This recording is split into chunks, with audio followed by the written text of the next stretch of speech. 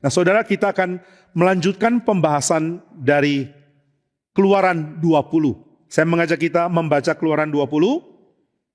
Saya membaca hanya ayat yang ke-7, kita membahas kali terakhir untuk ayat yang ke-7 ini, yaitu perintah jangan menyebut nama Tuhan Allahmu dengan sembarangan. Kita sudah membahas hukum yang pertama, jangan ada padamu Allah lain. Kita sudah membahas hukum yang kedua, jangan membuat bagimu patung yang menyerupai apapun yang ada di langit di atas, atau yang ada di bumi di bawah, atau yang ada di dalam air di bawah bumi. Jangan sujud menyembah kepadanya atau beribadah kepadanya. Lalu hukum yang ketiga, jangan menyebut nama Tuhan Allahmu dengan sembarangan, sebab Tuhan akan memandang bersalah orang yang menyebut namanya dengan sembarangan. Mari kita berdoa. Bapa yang di surga, hati kami penuh dengan sukacita karena Engkau menyatakan diri kepada kami. Kami hanyalah orang berdosa dari bangsa-bangsa kafir yang tidak punya tradisi menyembah Tuhan. Nenek moyang kami adalah penyembah-penyembah berhala, dan Tuhan menginterupsi tradisi ini melalui berita Injil yang Tuhan sampaikan kepada nenek moyang kami. Sehingga di dalam sejarah kehidupan dari keluarga kami, sebelum kami lahir, pernah ada berita Injil disampaikan. Entah itu disampaikan kepada kakek dari kakek kami, sehingga sejak saat itu keluarga kami menjadi Kristen. Atau disampaikan kepada ayah kami, sehingga kami menjadi Kristen.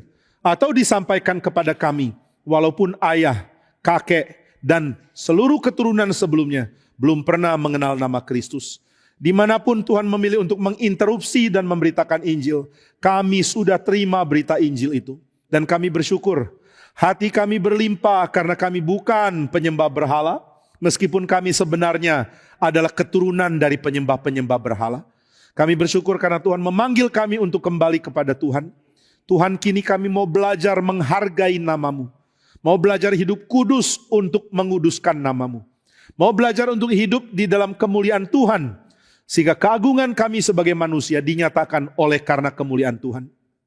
Biarlah sebagai gambar-Mu kami hidup dengan limpah, oleh karena kami dipimpin oleh firman-Mu. Berkati hamba-Mu yang hina dan tidak layak, biarlah lewat mulutnya belas kasihan dan anugerah Tuhan berlimpah menyatakan firman kepada kami. Di dalam nama Tuhan Yesus kami berdoa. Amin. Saudara, dikatakan jangan menyebut nama Tuhan Allahmu dengan sembarangan. Kita sudah mengingat, melihat dan membahas mengenai hal ini. Nama Tuhan, Tuhan rela berikan kepada umat, meskipun umat Tuhan tidak layak. Nama Tuhan adalah nama yang kudus, yang membuat orang mengenal seluruh muatan dari kemuliaannya, seluruh hal yang dia kerjakan terangkum di dalam namanya.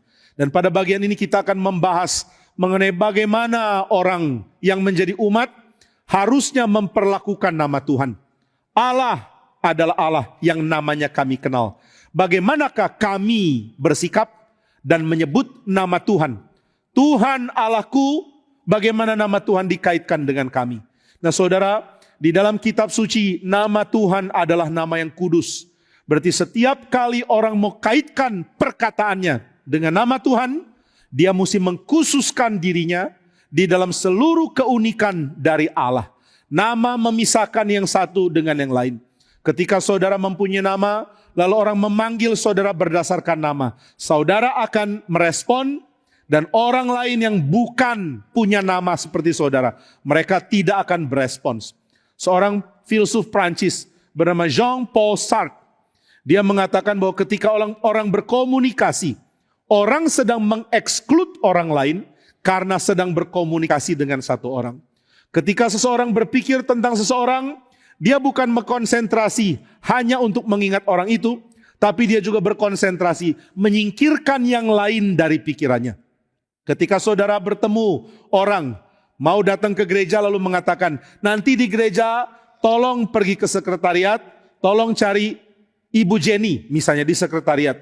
Maka saudara akan pergi ke sekretariat, kalau di sekretariat ada banyak orang, saudara akan singkirkan orang lain dan membuat mata saudara mencari mana Ibu Jenny. Nah inilah cara manusia berkomunikasi dengan yang lain di dalam pemikiran Sartre. Jadi saudara bukan cuma berkonsentrasi kepada orang yang saudara mau tuju, saudara juga berkonsentrasi menyisihkan yang lain. Kalau kita tidak sisihkan yang lain, kita sulit berkonsentrasi kepada yang satu. Nah, meskipun Jean-Paul Sartre adalah pemikir ateis, tapi dia tidak sadar betapa dekatnya pemikiran ini dengan pengertian kekudusan. Apa itu kudus? Kudus itu berarti saya berfokus kepada satu dan menyingkirkan yang lain. Apa itu kudus? Kudus itu berarti saya membuat diriku dikhususkan untuk dia yang saya kuduskan. Apa itu kudus? Kudus itu berarti membuat seluruh saya compatible, cocok dan klop dengan pribadi yang saya khususkan. Maka ketika ada orang mengatakan, Tuhan, Engkau adalah Allah yang kudus. Kekudusan Allah berarti Allah mendedikasikan dirinya kepada kita dan menyingkirkan yang lain dari pikirannya. Ini kalimat kalau dipikirkan sangat indah sekali. Saudara, argumen pertama dari tradisi studi teologi yang namanya Old Testament Theology, teologi perjanjian lama. Di dalam teologi perjanjian lama ada beberapa aliran teologi di dalam menggali dan menjelaskan tentang Tritunggal dalam perjanjian lama. Nah, ini adalah studi yang tidak populer di kalangan orang-orang ahli perjanjian lama yang sifatnya teologinya liberal. Mereka mengatakan doktrin Tritunggal itu nggak pernah diajarkan di perjanjian lama. Doktrin Tritunggal adalah perkembangan dari studi perjanjian baru lewat abad keempat punya teologi. Jadi Tritunggal adalah teologi abad keempat. Nah, ini liberal, kita tidak terima ajaran ini. Maka kita terima usaha orang-orang ahli perjanjian lama untuk membahas di mana ada konsep Tritunggal di dalam perjanjian lama. Nah, saudara, ada banyak yang coba membahas, tapi saya sangat tertarik dengan satu tradisi yang sangat penting, yaitu tradisi kudus. Allah adalah Allah yang kudus.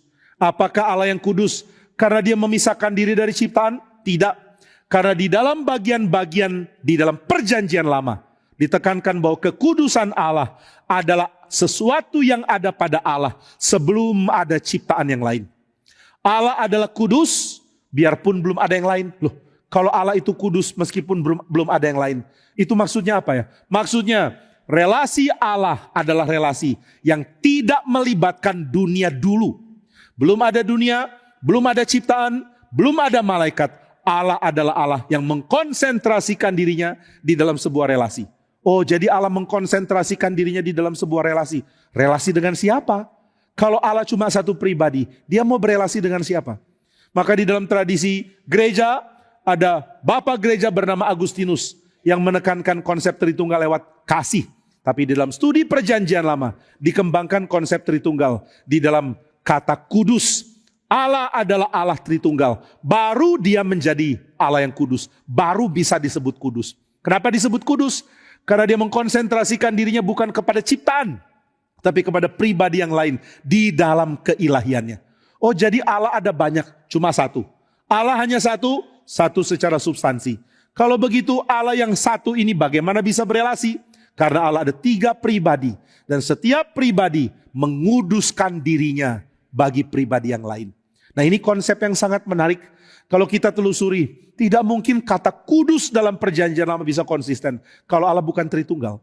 Itu sebabnya di dalam buku Institutes of Christian Religion, Calvin mengingatkan cara yang benar untuk berpikir tentang Tuhan adalah Tritunggal. Kenapa kita tidak otomatis pikir Tritunggal? Karena kita sudah berdosa. Pikiran yang dicemarkan dosa membuat kita tidak otomatis memandang Allah di dalam Trinitarian ketritunggalan Allah. Tapi kalau kita dibersihkan dari dosa, kalau kita belum jatuh dalam dosa, maka otomatis kita akan memandang Allah sebagai Allah yang Trinitarian adanya, yang Tritunggal adanya. Nah, ini merupakan pikiran yang sangat indah sekali. Berarti Allah mengkhususkan dirinya demi yang lain, dan karena itu ketika dia menciptakan manusia, Allah mengatakan, khususkanlah dirimu bagiku. Saudara, waktu kita mengkhususkan diri, apakah berarti kita akan buang semua yang lain? Aku mau fokus kepada Tuhan, tidak ada lagi yang lain. Saudara, waktu saudara fokus ke Tuhan, secara unik fokusmu ke Tuhan akan memperbaiki semua yang lain. maka fokus saya yang utama kepada Tuhan akan memperbaiki bagaimana saya berfokus kepada keluarga, berfokus kepada orang-orang di sekitar, berfokus kepada negara, berfokus pada ilmu pengetahuan, berfokus pada pemerintahan, pada pekerjaan dengan cara yang tepat. Konsentrasikan dirimu kepada Allah, maka cara engkau memperlakukan yang lain akan ada di dalam keadaan yang tepat. Ini adalah kunci untuk hidup kudus. Bagaimana hidup kudus? Berikan dirimu full kepada Tuhan, maka engkau akan menikmati yang lain di dalam rangka menikmati Tuhan. Dan ketika saudara mengetahui semua keadaan baik yang saya bisa nikmati dari dunia adalah keadaan karena di baliknya ada Tuhan, ini akan membuat saudara hidup dengan cara yang sangat limpah. Saudara bagaimana menikmati hidup? Dengan menyadari di balik kenikmatan hidup ada Tuhan. Kalau di balik kenikmatan hidup itu adanya hantu, ya jangan lakukan. Hantu bikin hidup sengsara. Tuhan bikin hidup jadi limpah. Ketika engkau pacaran, di balik pacaranmu ada Tuhan atau tidak? Ketika engkau bekerja, di balik kerjamu ada Tuhan atau tidak? Ketika engkau membina keluarga, di balik keluargamu ada Tuhan atau tidak? Jika saya konsentrasikan diri kepada Tuhan, mendadak saya sadar, Tuhan adalah diri yang kompleks, sehingga di dalam diri Tuhan seluruh ciptaan bisa terkandung dan dipulihkan, disempurnakan di dalam Dia. Nah itu sebabnya nama Tuhan itu penting. Karena di dalam nama Tuhan kita mempunyai satu kesan utama yang kita ingat tentang Tuhan di dalam namanya. Maka menguduskan nama Tuhan adalah pekerjaan penting bagi umat Tuhan. Mari kita belajar untuk menyingkirkan semua yang lain demi berkonsentrasi kepada nama Tuhan. Nah kalau begitu saat apa ya? Di mana dalam kehidupan kita sangat perlu untuk mengkonsentrasikan diri kepada nama Tuhan. Di mana nama Tuhan mesti kita gunakan, mesti kita bawa, dan mesti kita pakai di dalam kehidupan kita sehari-hari.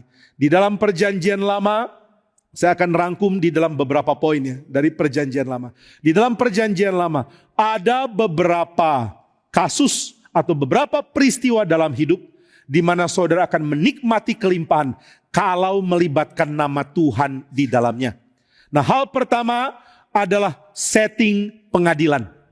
Di dalam sebuah pengadilan manusia, Allah yang bertahta akan dibawa untuk hadir. Nah, saudara, kalau saudara ada dalam dunia peradilan, di dalam manusia yang sudah jatuh dalam dosa, dunia peradilan adalah tempat yang sangat tidak adil.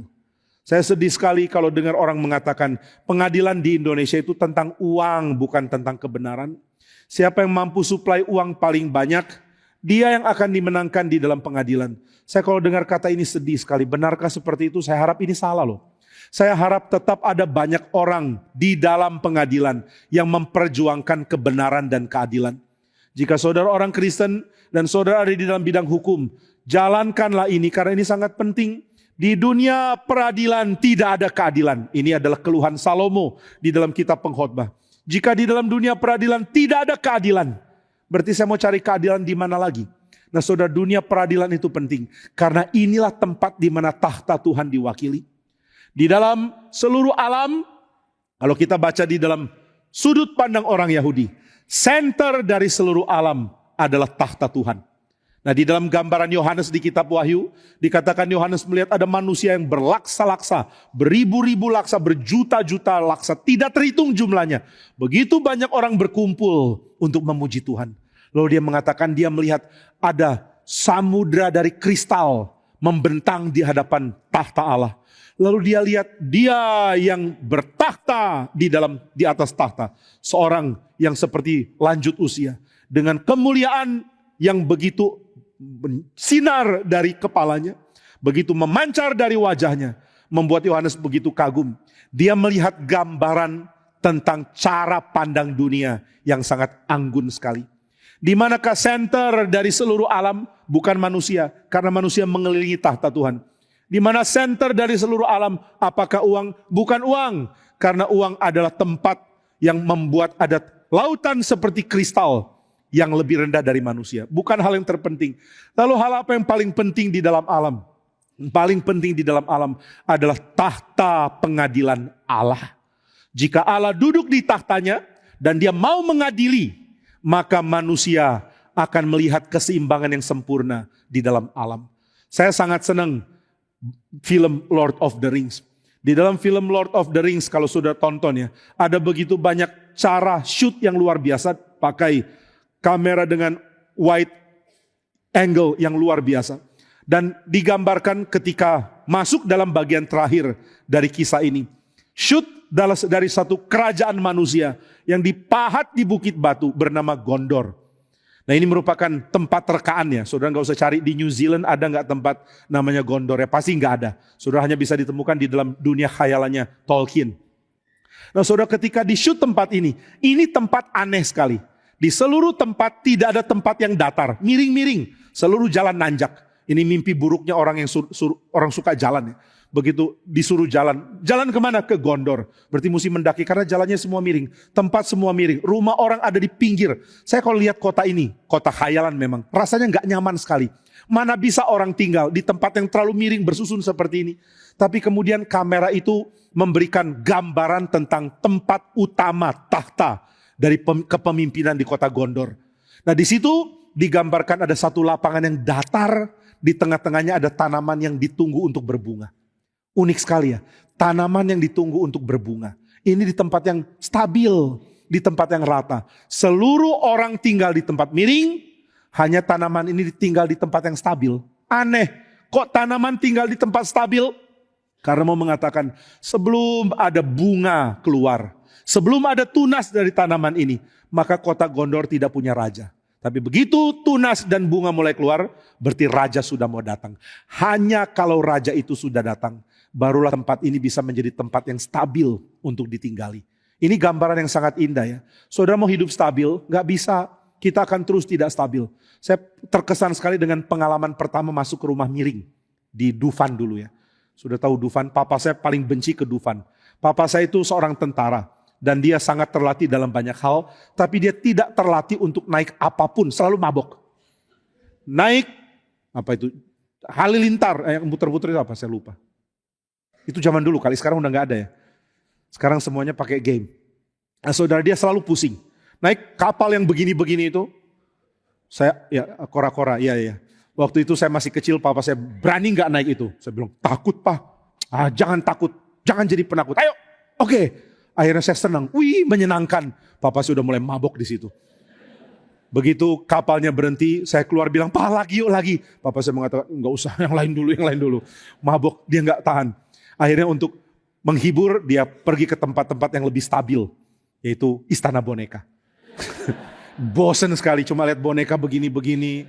Tapi ya papa saya terhibur karena dia udah mabok, pusing naik di kora-kora. Setelah itu kami pergi ke rumah miring, saya bingung sekali, ini rumah membingungkan sekali. Temboknya di set bagaimana supaya meja yang miring kelihatan lurus. Jalan yang miring seperti lurus. Karena temboknya sudah miring kemana-mana gak karuan. Lalu ada orang gulirkan botol ke atas meja, padahal meja itu ke bawah. Ini bikin bingung. Saya pikir saya udah gila. Begitu keluar rumah baru sadar, oh masih stabil, ini rumahnya yang kacau.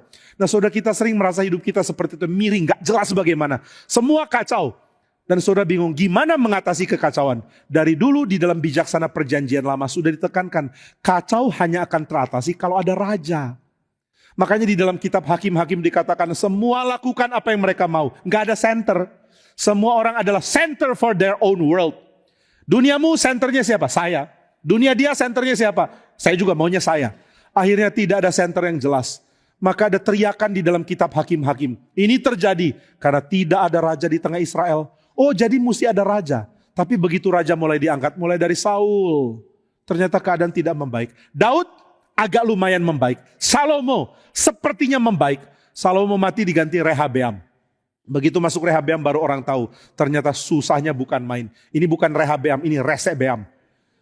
Lalu setelah itu ada Yerobeam pecahkan kerajaan karena Rehabeam terlalu sombong. Setelah itu dua kerajaan menurunkan raja-raja yang banyak yang sangat menyengsarakan hidup Israel. Maka mereka mengatakan katanya kalau ada raja akan beres. Ini raja sudah datang kok masih belum beres.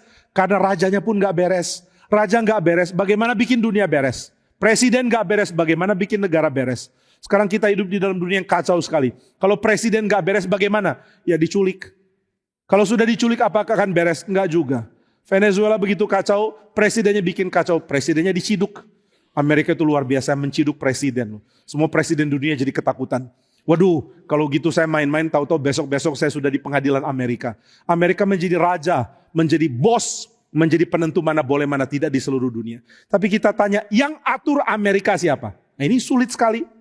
Dunia berusaha membatasi kuasa, tapi kekuasaan sejati nggak pernah bisa dibatasi. Ini susah ya, kekuasaan yang real bukan sejati. Kekuasaan yang secara fakta, secara real ada, sulit dibatasi. Saudara mau batasi orang yang berkuasa, bagaimana caranya? Kalau ada presiden, kita katakan kita negara demokrasi, mari batasi kuasa presiden. By what means? Dengan cara apa? Oh, dengan cara trias politika dong, keseimbangan kekuasaan.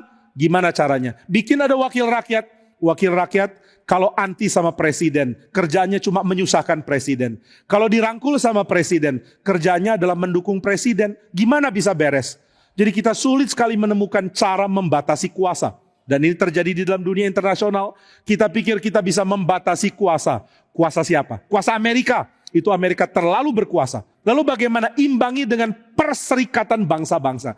PBB nggak bisa apa-apa. PBB nggak punya kontrol atas tentara terkuat di muka bumi. Dan tentara terkuat di muka bumi itu di Amerika. Saudara kalau tahu teknologi militer mereka seperti apa, saudara akan kaget. Saya dengar bocoran dari seorang yang ngerti ini ya. Dia mengatakan kalau engkau lihat film-film Hollywood, nggak semua lah tapi kebanyakan yang punya senjata-senjata fantasi itu sedang dikembangkan di Amerika. Amerika mengembangkan persenjataan dengan cara yang beyond your understanding. Semua negara pikir tahu kekuatan Amerika. No, engkau belum tahu berapa kuatnya mereka dan teknologi persenjataan yang mereka selubungi. Banyak kali yang kita ketahui adalah teknologi-teknologi usang yang sudah ketinggalan zaman. Saudara, ketika Amerika memproduksi Masal F-16, dia kirim ke banyak negara. Negara-negara teman dikasih F-16 plus. Ada fitur tambahan. Fitur tambahan apa? Fitur tambahan anti-lock oleh F-16 yang lain. Maka kalau suatu saat ada dogfight antara F-16 Singapura dengan F-16 Indonesia. F-16 Indonesia nggak bisa apa-apain F-16-nya Singapura. Loh kok gitu sih? Ayo kita protes sama pabriknya. Ayo kita protes. Amerika bilang terserah gua dong, gua mau kasih fitur tambahan. Ya mirip dengan saudara kalau beli Avanza ada fitur tambahan jadi Veloz atau apapun namanya lah. Terserah pabriknya mau tambah fitur apa kan. Jadi Amerika menguasai seluruh percaturan kekuatan militer di dunia ini. Saudara mau batasi bagaimana? Maka dunia terus tidak stabil. Ada pemimpin makin lama makin kuat. Lalu seolah-olah bisa dibatasi padahal sangat sulit. Nah maka kita melihat di dalam dunia kita perlu keseimbangan. Keseimbangan didapat di mana? Di pemimpin yang sejati. Siapa pemimpin sejati?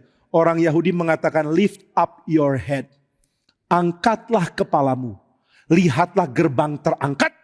Dan kau akan lihat raja kemuliaan masuk. Itulah Tuhan. Tuhan itu raja. Bukan presiden. Bukan raja dunia. Maka Israel, kamu tidak puas dengan Daud. Apalagi dengan raja yang lain. Wah, yang gak puas dengan Daud pasti stres waktu dapat Salomo bagian akhir periode hidupnya. Salomo awal bagus. Salomo akhir menyusahkan sekali. Dia jadi orang yang kejam sama buruh. Dia jadi orang yang begitu serakah. Dia jadi orang yang mengkompromikan iman demi istri-istrinya. Sangat-sangat menyulitkan. Lalu waktu orang Israel mengatakan, kami udah gak mau Salomo. Anak Salomo Rehabeam lebih parah. Makin lama makin parah. Mereka go from bad to worst. Dari buruk kepada keadaan lebih buruk. Maka mereka bersolusi apa bisa jadi pemimpin. Dan nabi-nabi mengatakannya tunggulah sang Mesias. Hanya kalau dia bertahta keadaan akan stabil. Itu sebabnya lihatlah ke atas. Kenapa ke atas? Karena di atas itulah tahta Tuhan. Tuhan duduk di tahtanya dan semua akan aman. Maka saudara bagaimana Tuhan yang di atas tahta itu bisa menenteramkan keadaan di bumi. Dengan adanya jalur yang membuat tahta Tuhan di atas bisa bersentuhan dengan kita di bumi. Jalur apa ya? Sebenarnya ada 3 jalur yang sangat penting. Jalur pertama adalah jalur worship, ibadah, imamat. Jalur kedua adalah jalur para nabi. Kenapa jalur para nabi? Karena ini jalur ketika Tuhan menyatakan firman dan firman Tuhan didengar oleh umat Tuhan. Jalur ketiga adalah jalur raja dan keadilan. Inilah jalur yang Tuhan izinkan dunia bisa nikmati dari Tuhan. Jadi bagaimana menikmati Tuhan? Worship. Bagaimana menikmati Tuhan? Kata-kata bijaksana, kata-kata hikmat dan firman. Bagaimana menikmati Tuhan? Kerajaan dan keadilan. Di tempat keadilan, di situ engkau bisa menikmati Tuhan. Nah itu sebabnya tempat peradilan perlu menyertakan nama Tuhan. Ketika saudara ada di dalam pengadilan, saudara akan disumpah demi nama Tuhan. Kenapa harus sertakan nama Tuhan? Karena di dalam pengadilan, saudara harusnya mencicipi keadilan Tuhan, dipraktekkan semurni-murninya. Saudara, mari kita belajar jadi orang yang adil. Di dalam pertemuan yang lalu, saya pernah membahas konsep adil, yang menekankan tentang kondisi manusia setelah manusia itu dilepas dari segala aspek-aspek tambahan. Jika engkau adalah manusia, tanpa dilihat statusmu, tanpa dilihat berapa besar engkau dapat gaji 1 bulan, tanpa dilihat berapa pintar pendidikan engkau terima, setelah semua itu disingkirkan, maka orang tetap dihargai. Itulah yang disebut dengan keadilan. Aku menghargai seseorang tanpa melihat apapun yang membuat penilaianku menjadi bias terhadap dia. Nah, ini namanya keadilan yang harus dipraktekkan. Mari belajar memperlakukan orang lain dengan cara yang tepat. Dan setelah itu kita bisa berharap dunia peradilan bisa menjadi cerminan dari penghakiman Tuhan sebelum penghakiman yang sejati itu muncul. Penghakiman sejati di dalam kedatangan Kristus kedua. Tapi pra pengadilan, kalau pakai istilah Pak Stephen Tong, atau cicipan dari keadilan Tuhan, sudah mulai Tuhan nyatakan di dalam sistem peradilan. Maka di mana-mana orang kalau meminta keadilan, harus ada lembaga yang memberikan keadilan kepada orang itu. Orang itu diadres, orang itu diperlakukan dengan benar. Dan ketika dia dengan orang lain ada keadaan yang sulit, berseteru dan lain-lain, ada kelompok yang dengan adil memutuskan perkara. Salah satu perkara yang paling penting di dalam sejarah manusia dan paling banyak disalah mengerti adalah perkara Salomo, kedatangan 2 orang perempuan. Yang satu anaknya mati karena tertindih, lalu dia tukar bayi. Bayi itu susah dibedakan ya, saya pikir cuma saya, ternyata emaknya pun bisa lupa. Anakku mati, enggak ini bukan anakku, ini anakmu kan? Mama yang satu bilang, no, anakku hidup, anakku mati. Enggak, anakku hidup, anakmu yang mati. Mereka bertengkar, akhirnya mereka minta keadilan dari Salomo. Sudah tahu apa yang dilakukan Salomo? Salomo taruh bayinya di atas sebuah meja, lalu dia bilang, ambilkan pedang. Wih, 2 mama ini mulai kaget. Hah? Pedang? Kok ambil pedang ya? Mau diapain ya? Lalu Salomo mengatakan, kamu bilang ini anakmu? Iya itu anak saya. Kamu juga anakmu? Anak saya. Oke, paruhan ya. Paruhan? Ini raja gila ya. Lalu Salomo ambil pedang dan mengatakan, oke saya akan belah. Saya pernah tanya mama saya, Salomo niat belah itu atas bawah atau samping-samping? Mama saya bilang, lu psikopat yang nanya kayak gitu. Nah, saya mau tahu kalau dibelah gimana atas bawah atau samping-samping. Harusnya kalau adil samping-samping. Mama saya mengatakan, gak usah mikir gitu. Pikiranmu jadi pikiran psikopat. Tapi saya waktu itu mau tahu, sekarang udah bertobat lah, gak mau tahu lagi. Nah saudara, Salomo mau belah. Lalu yang satu mengatakan, jangan. Karena apa dia bilang jangan? Muncullah rasa iba, muncullah rasa belas kasihan. Jangan! Sudah. Dia aja yang ambil. Salomo mengatakan, kamu ibunya, kamu yang dapat. Langsung orang kagum, Salomo itu bijak. Nah kita gak ngerti, bijak apanya ya? Dan sekarang kita mau ikut-ikutan ya. Kalau anak kita rebutan mainan, kita belah mainannya. Mainanku, enggak mainanku. Taruh di tengah nak. Mau apa Pak? Diam, taruh di tengah. Ini ada pedang. Bukan loh, Salomo bukan pinter karena membelah bayi. Salomo pinter karena dia memunculkan kasih di dalam pengadilan. Cara memunculkan kasihnya pakai belah bayi, tapi nggak harus cara itu. Nah jadi saudara yang bijak dari Salomo adalah di tempat peradilan. Dia yang kasihnya ditumbuhkan, dia yang menang. Nah siapa pengadilan seperti ini ya? Saudara, orang bertikai hanya mau menang. Tapi kalau orang bertikai, akhirnya dia mampu mengasihi. Itulah peradilan yang paling hebat. Salomo membuat sebuah pengadilan di mana orang yang tadinya menuntut, akhirnya jadi cinta. Meskipun bukan kepada lawannya, tapi kepada anak. Nah maka bijaksana Salomo sebenarnya adalah dari tempat peradilan. Bukan cuma muncul keadilan, tapi muncul seluruh afeksi dari seorang perempuan, dari seorang manusia. Itulah yang Salomo lakukan, itulah yang disebut bijak. Kalau kita mengerti sudut pandang Yahudi, kita nggak salah baca. Apa hebatnya belah-belah bayi? Cuma belah-belah bayi dibilang hikmat. Bukan, dia tahu bagaimana memunculkan kasih, belas kasihan di dalam pengadilan. Banyak pengadilan cuma tahu bagi sama rasa sama rata. Tapi pengadilan nggak memunculkan belas kasihan. Pengadilan hanya memunculkan kebencian, dengki, iri hati, dendam. Kalau sudah di pengadilan saya kalah, saya lanjut pengadilan lebih tinggi. Saya sogok lebih banyak. Lanjut lagi pengadilan paling tinggi untuk memenangkan diriku. Saya mau menang, itulah sebabnya saya ke pengadilan. Tapi Salomo mengubah seorang perempuan. Tadinya dia pergi ke pengadilan untuk membela haknya. Tapi akhirnya dia lihat di dalam pengadilan Salomo. Daripada saya dapat hak saya, lebih baik anak ini hidup. Apa sih hak saya? Enggak penting. Anak ini hidup lebih penting. Salomo memberikan fokus kepada belas kasihan dan hak hidup. Itu yang dia lakukan. Nah, maka Salomo orang sangat bijak ya, karena dia mengerti hal ini. Banyak pemimpin dan hakim gak ngerti hal ini. Pokoknya asal bagi sama rasa sama rata, atau pokoknya bagi semua dapat apa yang diperlukan. Itu namanya adil. Tuhan bilang enggak. Pengadilanku akan memunculkan belas kasihan. Pengadilanku akan ensure life. Pengadilanku akan support hidup. Di mana ada hidup dan di mana ada belas kasihan. Disitulah hasil dari pengadilan Tuhan yang sejati. Nah, maka saudara, pengadilan bukan cuma tentang balas, yang salah mesti dihukum. Pengadilan juga tentang yang harusnya hidup boleh hidup. Dan yang punya belas kasihan dimunculkan belas kasihannya. Inilah pengadilan yang sejati. Kita sudah salah ngerti konsep pengadilan, tapi kita perlu seret, atau lebih tepatnya minta Tuhan datang. Gak bisa seret ya. Minta Tuhan datang di pengadilan kita dengan memakai namanya. Maka ketika orang bersumpah demi nama Tuhan, apa yang diinginkan sih? Yang diinginkan adalah Tuhan, kiranya kalau ada namamu disebut di pengadilan ini, kiranya cicipan dari pengadilanmu bisa ada di pengadilan ini. Kiranya keindahan hidup dan penghargaan terhadap belas kasihan dimunculkan di dalam pengadilan ini. Kiranya konflik karena ego dikalahkan oleh pentingnya hidup seorang manusia. Kiranya konflik mau menang dikalahkan dengan kemunculan belas kasihan. Berikanlah pengadilan seperti ini di tengah-tengah pengadilan kami. Itulah sebabnya orang bersumpah. Orang bukan cuma bersumpah supaya kalau bohong dihukum Tuhan. Aku bersumpah. Kenapa bersumpah? Supaya nanti kalau aku bohong, kiranya Tuhan menghukum. Bukan cuma itu, meskipun itu bagian. Tapi yang mau ditekankan adalah Tuhan, cicipkanlah keadilanmu di tengah-tengah kami. Jadi bolehkah kita menggunakan nama Tuhan? Harus. Kenapa? Karena kita ingin ada cicipan keadilan Tuhan di tengah-tengah hidup kita. Itulah sebabnya nama Tuhan digunakan. Maka nama Tuhan gak boleh digunakan sembarangan.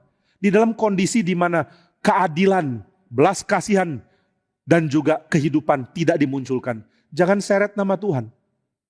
Saudara cuma ribut-ribut kecil pakai Tuhan. Gak bisa. Dan sekarang kita melihat profanity, omongan-omongan yang sifatnya sembarangan. Menyeret nama Tuhan di dalam makian, itu jahat sekali. Saudara tidak boleh gunakan nama Tuhan, kecuali saudara dengan sadar ingin melibatkan keadilan Tuhan di tengah-tengah hidup. Biarlah hidup dan belas kasihan mendominasi lingkungan di mana kami ada. Itulah sebabnya kita minta nama Tuhan digunakan. Ini hal yang pertama. Lalu hal yang kedua, nama Tuhan itu digunakan kalau apa ya? Nama Tuhan digunakan di dalam pengharapan untuk keadaan yang lebih baik. Di dalam pengharapan yang lebih baik kita menginginkan nama Tuhan ada di tengah-tengah. Maka saudara, ketika orang Israel memakai nama Tuhan, paling tidak beberapa suku katanya, untuk digunakan sebagai nama anak. Ini adalah pengharapan untuk masa depan yang baik. Masa depan baik datang dari mana? Datang dari pengadilan Tuhan. Dan pengadilan Tuhan akan menghasilkan keadaan baik. Nah, ini prinsip penting untuk kita pahami. Kalau begitu setelah kita mengharapkan nama Tuhan di tempat peradilan kita, apa yang kita harapkan selanjutnya terjadi? Yang kita harapkan selanjutnya terjadi adalah keadaan yang lebih baik. Tuhan, tidak ada harapan selain Engkau. Maka nama Tuhan diminta, nama Tuhan diserukan oleh orang-orang yang mengharapkan keadaan yang lebih baik di dalam waktu yang akan datang. Maka nama Tuhan ini digunakan di dalam doa. Di dalam doa aku menggunakan nama Tuhan. Kenapa? Karena aku ingin meminta, mau plead, mau menyatakan permohonan kepada Allah, Raja atas semesta alam. Bagaimana menghadap Raja ini? Dia yang mengenal Raja ini. Dia yang boleh menghadap. Siapa yang kenal Raja ini? Dia yang tahu nama yang oleh nama itu, orang dimasukkan ke dalam kelompok yang dikasihi. Nah saudara, ini sesuatu yang sangat penting. Tuhan memberikan namanya untuk diketahui hanya untuk kelompok yang khusus. Enggak semua orang nama Tuhan. Tuhan mengatakan beberapa kali di dalam kitab suci, dengan nama Tuhan, Tuhan belum menyatakan diri. Di dalam tulisan salinan dari kitab bahasa Ibrani, nama Tuhan seringkali tidak berani dicatat. Ketika mereka harus catat, Yod, He, Vav, He, Yahweh. Mereka enggak berani catat. Maka mereka menggantinya dengan Adonai. Waktu mereka ganti dengan Adonai, ada kata yang juga pakai Adonai. Maka keduanya ini sulit dibedakan. Maka kita mesti lihat dari berbagai jenis teks untuk mengetahui mana yang Adonai karena diganti, mana yang memang Adonai. Mana yang tadinya kata Yahweh yang kemudian diganti untuk menghormati nama Tuhan. Nah, dengan nama Yahweh Tuhan belum menyatakan diri. Maksudnya adalah ketika Tuhan memberkati Abraham dan Tuhan menginginkan berkat Tuhan disampaikan kepada bangsa-bangsa lain. Bangsa-bangsa akan mengenal Tuhan dengan pengenalan yang terbatas. Maka nama yang disebut untuk Tuhan yang dikenal oleh bangsa-bangsa tidak selimpah nama yang dikenal oleh Israel. Saudara, ini contoh yang mungkin kita bisa temukan di dalam kehidupan kita sehari-hari. Ada nama yang hanya diberikan kepada orang-orang dekat. Sayangnya kita berikan nama kepada orang dekat itu nama yang aneh-aneh dan lucu-lucu ya. Namanya keren, tapi nama panggilannya aneh sekali. Kalau di dalam tradisi Batak nama itu bisa keren-keren. Maximilianus Constantianus. Panggilan Coki gitu ya, dari Ucok. Aduh, nama bagus-bagus panggilan itu. Nama Alexander Julius Caesar. Panggilan Aal atau apapun itu. Agak lucu memang kalau ini jadikan contoh. Siapa namamu? Teman-teman saya memanggil saya dengan nama kecil, tapi orang-orang umumnya kenal saya begini. Nah itu mungkin kurang cocok dijadikan contoh untuk nama Tuhan. Nama Tuhan untuk umat Tuhan justru nama yang bagus, yang agung. Sedangkan nama yang disebut oleh bangsa-bangsa lain, nama di dalam tataran yang sifatnya sedikit umum. Nah saudara, di dalam dunia barat, orang akan memperkenalkan diri pakai nama belakang. Siapa namamu? Mr. Pardede. Itu misalnya. Ini mirip dengan John Calvin. Calvin punya sifat sedikit arogan. Bukan sedikit, sebenarnya banyak kalau Calvin bilang. Calvin mengakui dia itu orang sombong. Dia itu sering sekali angkuh. Dia mengatakan kalau saya ngomong sama orang ya, saya ngomong sama 10 orang, 7 diantaranya saya anggap bodoh loh. Dia ngomong gini, dia merasa susah ngomong sama kamu ya. Kamu kok gak sepinter saya? Agak sulit ya kalau berharap semua orang sepinter Calvin. Nah satu kali Calvin sedang berpapasan dengan orang yang pernah kenal Calvin di Prancis. Mereka ada di Jenewa sekarang. Maka dia panggil dengan nama Calvin. Hey Jean, apa kabar Jean? Jean ya namanya, ketika orang Prancis kan N gak pernah dibaca N ya. Jean. Dulu ada pemain sepak bola namanya Jean-Pierre Papin. Tapi orang Prancis nyebutnya Jean-Pierre Papin. Ya kalau mau Papin tulisnya Papang gitu ya, kenapa Papin? Ya itulah Prancis. Jean, apa kabar Jean? Langsung Calvin koreksi dengan mengatakan, Monsieur Calvin. Panggil saya Mr. Calvin. Jangan sebut saya dengan nama depan. Nah jadi orang kalau belum terlalu kenal pakai nama belakang. Tapi kalau ada orang so akrab akan dikoreksi. Apa kabar? Langsung panggil nama depan, langsung dikoreksi. Nah saya ngobrol-ngobrol dengan Bapak Gerald Bray. Nah, seorang teolog dari Amerika. Dia tulis buku God is Love. Nah dia datang kemudian saya terus bilang Dr. Bray lama-lama bilang no. Just call me Gerald. Saya sungkan, udah tua kok panggil nama. Tapi itu kebiasaan. Kalau saya anggap kamu teman, panggil nama aja. Oh, oke. Mr. Gerald. No, not Mr. Just Gerald. Gerald. Nah, that's it. Rasanya gimana gitu sebut orang tua nama. Tapi itu kebiasaan mereka. Bukan cuma dia loh. Waktu saya ketemu Craig Bartholomew juga sama. Halo Dr. Bartholomew. Dia bilang too long. Just Craig. Hah? Really? Ya. Akhirnya saya sekarang so akrab. Hey Craig. How are you? Yo Gerald. Waduh udah deket. Tapi kalau saya so akrab sebelum mereka suruh, saya bisa dimarahin. Yo Gerald, Mr. Bray. Oh sorry, Dr. Bray gitu ya. Jadi saudara, orang barat akan perkenalkan nama belakang, nama keluarga. Yang namanya Dr. Bray, ada banyak Bray di seluruh keluarga Gerald Bray itu Bray. Saudara, ada yang lucu dari Adam Smith. Adam Smith itu punya keluarga yang namanya Adam Smith itu banyak. Adam Smith punya paman namanya Adam Smith. Adam Smith punya kakek juga namanya Adam Smith. Itu kalau pertemuan keluarga, Adam semua nengok. Termasuk Adam Kurnia gitu yang ikut nengok. Nah saudara, waktu perkenalkan ke orang, siapa namamu? Monsieur Calvin. Monsieur Calvin. Jangan sebut saya Jean. Jangan so akrab. Nah tapi setelah akrab, ayolah jangan panggil saya Mr. Calvin. Panggil John aja, just call me John. Udah mulai akrab. Nah kira-kira begitu yang kita bisa pahami. Tuhan mengatakan, saya berikan nama saya kepada orang-orang bangsa lain yang mau menyebut nama saya. Sebut saya Allah Israel. Sebut saya Allah Abraham, Ishak dan Yakub. Tapi kepada Israel Tuhan berikan nama yang lebih dekat. Nama yang hanya orang Israel boleh sebut. Jadi saudara, Israel boleh menyebut nama Tuhan. Dan karena itu pengenalan akan Tuhan yang mereka miliki lebih limpah dari bangsa lain. Saudara, kita ini diberi akses untuk dekat ke Tuhan. Kita menyebut dia Bapa. Itu sebutan yang anggun, yang indah sekali. John Calvin punya masalah besar dengan papanya. Dia sulit menghormati papanya, dia sulit menikmati kasih dari papanya. Dia umur 2 sudah kehilangan mama dan dia punya relasi dengan papanya buruk sekali. Bahkan setelah papanya meninggal pun, waktu papanya meninggal, dia nggak berduka cita. Waktu itu dia sedang sibuk mempopulerkan bukunya, komentari dari buku De Clementia dari Seneca. Dan waktu orang datang ke kedukaan papanya meninggal, mereka bilang, Calvin turut berduka ya, aduh papamu sudah mati. Iya. Lu udah tahu belum buku gua, baru terbit loh. Beli ya. Loh, ini papamu meninggal loh. Iya, papa meninggal. Ini buku saya ya, nanti sebar ke murid-muridmu, kelasmu. Tolong jadikan ini buku wajib. Dia malah humasin bukunya. Waduh, kalau saya jadi papanya bangkit lagi, cekek dia baru saya mati lagi. Kurang ajar, saya lagi mati gak diperhatiin. Nah, dia punya masalah besar dengan papanya. Dia merasa ketika Allah mengizinkan disebut Bapa, dia merasa seperti ada redemption dari kesalahan dia berelasi dengan papanya. Saya salah berelasi dengan papa. Saya kurang menghormati dia. Meskipun Calvin gak pernah menunjukkan itu waktu papanya masih ada. Dia gak pernah tidak sopan, dia gak pernah kurang ajar sama papanya. Tapi hatinya tahu, dia tidak memberikan penghormatan dari dalam hatinya. Maka ketika dia mengenal Tuhan, dia mengubah. Dia seperti boleh meridim kesalahannya. Sekarang aku punya Bapa di surga. Yang saya hormati, yang saya taati from the bottom of my heart. Saya cinta dia dan saya taat kepada dia. Kedekatan umat dengan Tuhan begitu dekat. Tuhan mengizinkan kita dekat dengan dia.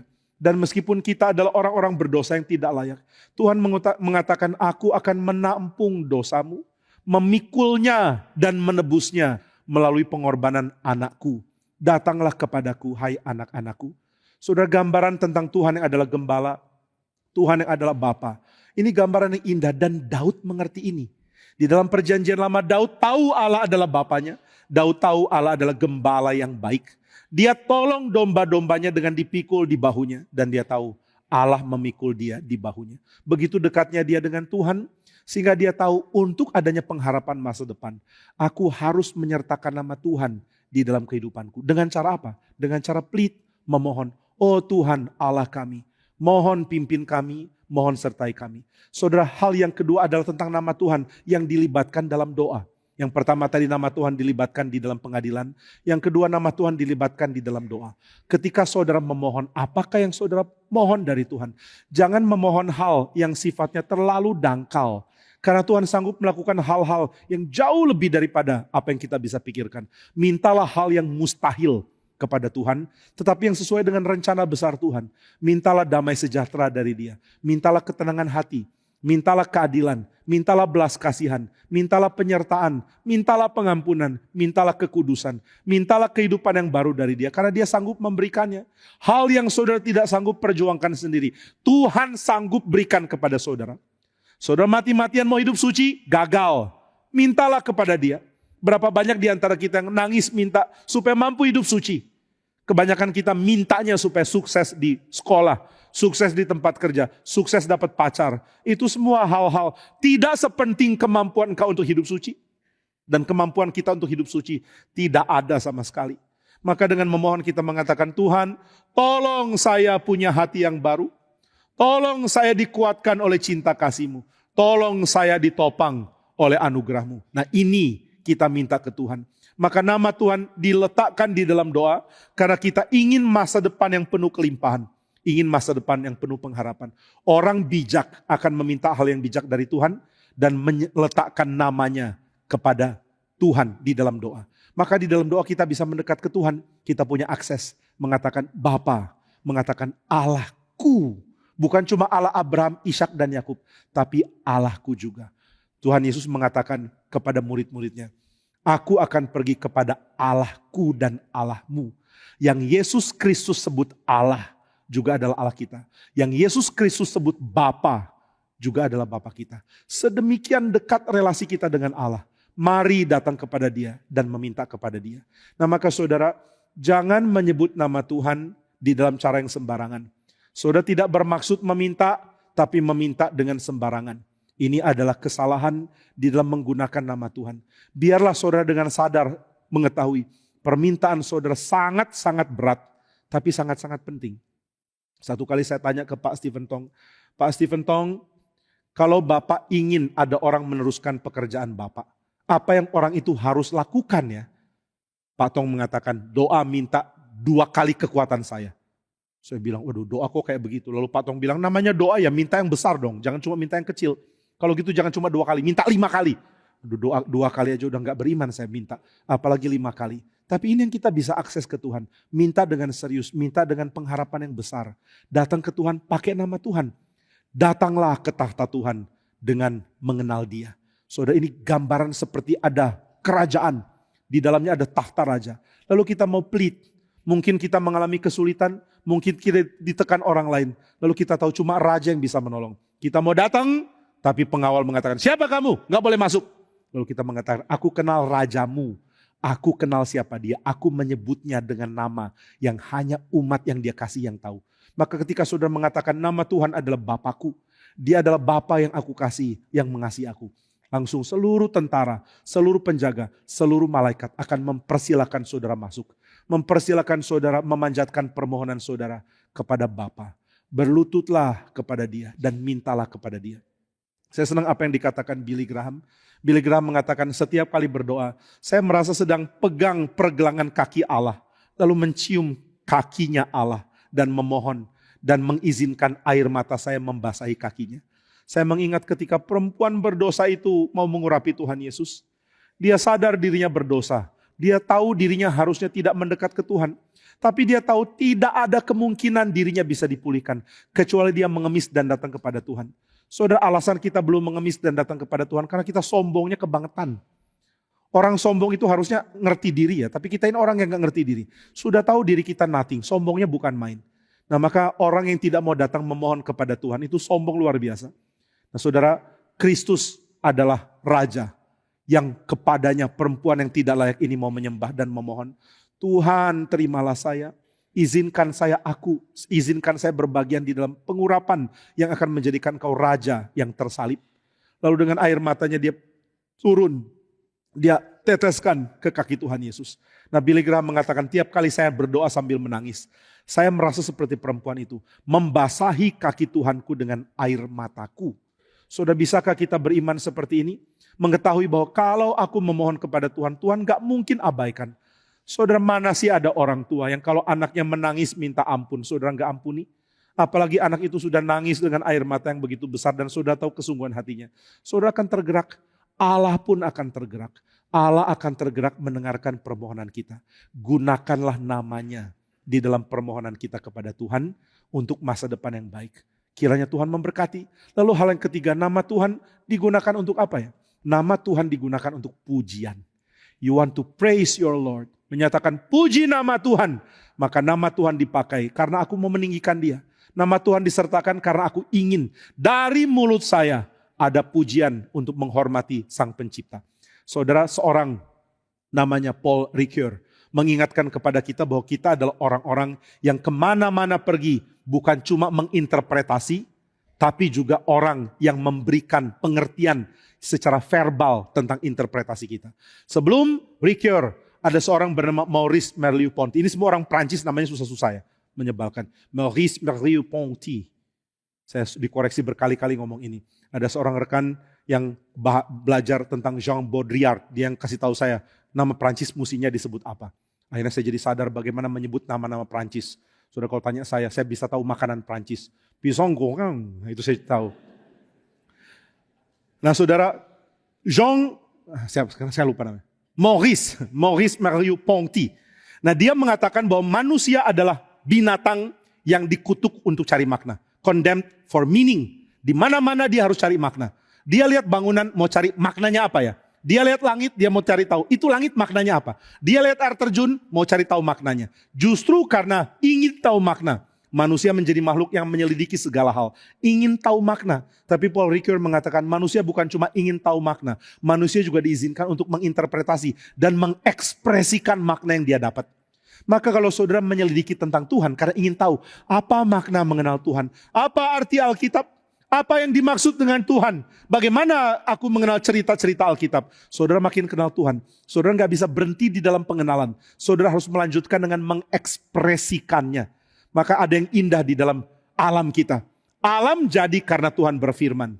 Dan firman Tuhan menjadikan alam. Alam akan jadi sempurna. Kalau ada perkataan praise dari manusia yang kembali ke Tuhan. Maka saudara, kapan sih seluruh ciptaan genap? Seluruh ciptaan genap kalau ada kata-kata manusia memuji Tuhan karena alam ciptaannya. Alam ciptaan muncul karena kata-kata Tuhan. Alam ciptaan sempurna kalau ada kata-kata pujian dari seluruh manusia di bumi meninggikan Tuhan. Inilah saat ketika Kristus datang kedua kali. Yesus datang kedua kali, seluruh bumi akan memuji Tuhan. Seluruh bangsa akan memuji Tuhan. Mau Venezuela, mau Iran, mau Timor Leste, mau Indonesia. Semua akan puji Tuhan. Karena yang tidak puji Tuhan, yang tidak beriman, semua sudah disingkirkan. Maka bumi akan diwariskan oleh orang-orang yang takut akan Tuhan. Dan semua akan berseru, terpujilah Tuhan, Allahmu begitu agung. Terpujilah Tuhan, keselamatanmu begitu besar. Terpujilah Tuhan, kebaikanmu sempurna. Dan puji-pujian yang memenuhi bumi. Inilah yang menyempurnakan ciptaan. Saudara, saya pernah lihat karya dari seorang melukis ya. Dia terus bilang ke saya, belum selesai. Ini dia pelukis di Malang. Lalu saya datang lagi, lihat lukisannya belum selesai. Lama loh ya, apa yang masih kurang?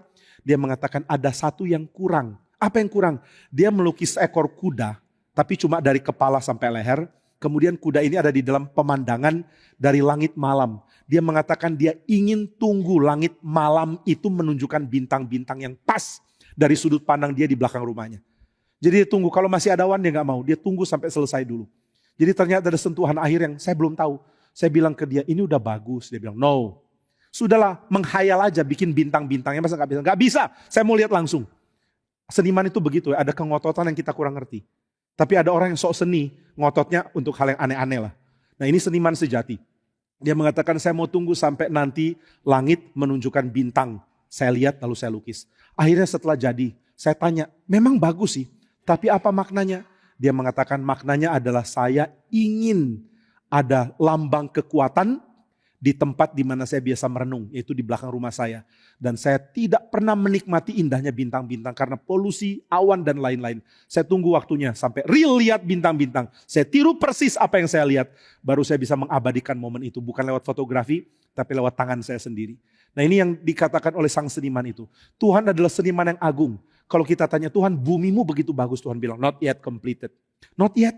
Kapan komplitnya Tuhan? Bentar lagi. Oh kapan ya? Nanti kalau manusia sudah penuh bumi, hampir. Kapan? Ketika praise karena kemuliaan Tuhan datang dari seluruh bumi, dipanjatkan kepada Tuhan. Itulah saatnya ciptaan ini sempurna. Maka saudara jangan sembarang ucapkan nama Tuhan. Karena nama Tuhan adalah nama yang akan dipuji oleh orang-orang di bumi ketika saat akhir itu tiba. Nama Tuhan terlalu sakral, terlalu agung, terlalu hormat. Jika dikatakan tanpa intensi memuji. Maka biarlah nama Tuhan ditinggikan, nama Tuhan dilibatkan dengan intensi mencicipi keadilan sorgawi di tengah-tengah pengadilan dunia. Nama Tuhan diucapkan dengan intensi doa, memohon Tuhan menginterupsi hidup kita dan memberikan apa yang kita harap terjadi untuk keadaan masa depan yang lebih baik. Dan nama Tuhan diberikan oleh mulut kita karena kita mau memuji Dia. Seperti pujian yang dipanjatkan seluruh bumi pada momen akhir ketika seluruh ciptaan menjadi sempurna. Inilah sebabnya jangan gunakan nama Tuhan dengan sembarangan. Jangan menyebut nama Tuhan dengan sembarangan. Nama ini terlalu hormat, nama ini terlalu agung untuk konteks yang tidak seagung yang tadi sudah dibagikan. Konteks keadilan, konteks pengharapan doa, konteks pujian dari pekerjaan Tuhan. Kiranya Tuhan memberkati kita, mari kita berdoa. Bapa di surga, terpujilah namamu yang menyatakan keagunganmu melalui belas kasihan, cinta kasih, dan penyertaan bagi kami. Kami bersyukur karena kami menjadi umat yang berlimpah hidupnya oleh karena Tuhan memberikan firman kepada kami. Kami mohon kami yang sudah mengenal namamu, kami ingin ada keadilan di dunia ini. Keadilan yang memelihara hidup, keadilan yang menumbuhkan belas kasihan. Kami mohon kami diizinkan untuk berseru kepadamu dengan namamu. Sebab kami menginginkan masa depan yang baik bagi kami. Kami mohon izinkan mulut kami memuji nama Tuhan dengan pantas. Sebab Engkaulah yang menyempurnakan seluruh ciptaanmu dengan puji-pujian kami. Terima kasih untuk keagunganmu yang Engkau izinkan kami kenal. Biarlah mulut kami tidak henti-henti memuji Tuhan kami. Di dalam nama Tuhan Yesus kami berdoa. Amin.